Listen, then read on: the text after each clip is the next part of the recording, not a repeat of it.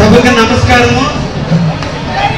అల్లూరుపేటలోని అంకమ్మ తల్లి దీవెనల కోసం ఇక్కడికి వచ్చిన అల్లూరు గ్రామ వాస్తవులందరికీ కూడా పేరు పేరున ధన్యవాదాలు, శుభాకాంక్షలు తెలియజేస్తున్నాను.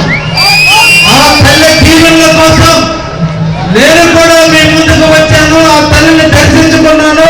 ఆ తల్లి దీవెనలు ఆశీస్సులు పొందానని కూడా మీకు తెలియజేస్తున్నాను.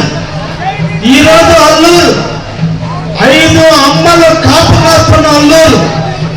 ఈ అల్లూరిని 5గురు దేవతలు కాపు కాస్తున్నారు. ఆ దేవతలు ఎడల ఈ అల్లూరు